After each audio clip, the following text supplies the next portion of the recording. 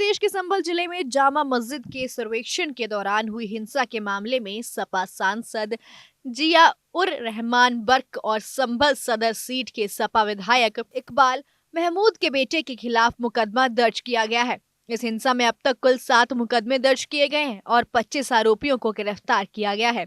इतना ही नहीं, संभल के पुलिस अधीक्षक कृष्ण कुमार बिश्नोई ने जिलाधिकारी राजेंद्र पिसैया के साथ साझा करते हुए बताया कि इस हिंसा में घायल हुए दरोगा दीपक राठी ने 800 लोगों के खिलाफ मुकदमा दर्ज कराया, जिनमें बकर और इकबाल महमूद के बेटे सुलह इकबाल को नामजद किया गया है। उन्होंने ये भी बताया कि आरोप लगाया गया है कि इन व्यक्तियों ने भीड़ को भड़काकर हिंसा का रूप दे दिया है। चलिए बढ़ते हैं, आखिर क्या है आरोप। सपा सांसद जिया उर रहमान बर्क पर आरोप है कि वे हिंसा से 2 दिन पहले जामा मस्जिद गए थे, जहां उन्होंने नमाज के दौरान बिना अनुमति के भीड़ को इकट्ठा किया था। तो वहीं सांसद ने मस्जिद में भड़काऊ बयानबाजी की और राजनीतिक लाभ के लिए भीड़ को उकसाया।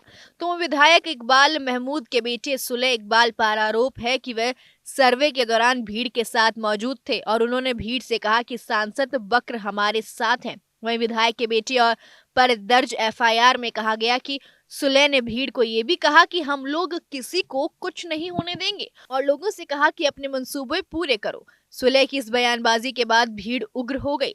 इसके अलावा हिंसा और एफआईआर में ये भी बताया गया कि दंगाइयों ने पुलिस से हथियार लूटे और भीड़ ने पुलिस से हथियार छीनने के नारे लगाए। अब चलिए बढ़ते हैं, क्या है उन पर दावा। एफआईआर में दावा किया गया है कि हिंसा के दौरान पुलिस वालों को आग लगाने की बात की गई और एक सब इंस्पेक्टर से पिस्तौल की मैगजीन छीन ली गई।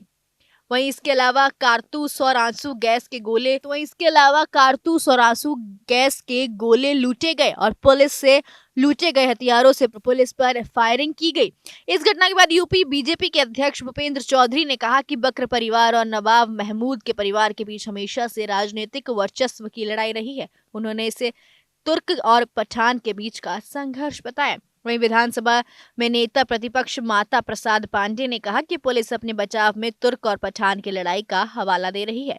इसी बीच मंत्री नितिन अग्रवाल ने टिप्पणी की कि तुर्क पठान विवाद ने न केवल शांति भंग की बल्कि आम लोगों की सुरक्षा पर भी सवाल खड़े कर दिए हैं। वहीं कांग्रेस सांसद इमरान मसूद ने इन आरोपों का जवाब देते हुए कहा कि ये झगड़ा पुलिस बनाम मुस्लिम है, ना कि तुर्क बनाम पठान की लड़ाई है। वहीं यूपी पुलिस ने ये स्पष्ट किया कि पोस्टमार्टम रिपोर्ट में पुलिस की गोली से नहीं बल्कि देसी बंदूक से गोली मारे जाने की बात सामने आई है। इस पर माता प्रसाद पांडे ने कहा कि यूपी पुलिस के पास 2 प्रकार के हथियार होते हैं, एक सरकारी और दूसरा प्राइवेट। अब देखना ये होगा कि इन तमाम आरोपों के बीच सपा अपने आप का बचाव कैसे करेगी। खैर, ये तो आने वाला वक्त बताएगा, लेकिन आप किस पूरी रिपोर्ट को लेकर क्या कुछ है हमें कमेंट बॉक्स में जरूर बताइएगा। ब्यूरो रिपोर्ट, दैनिक हिंट।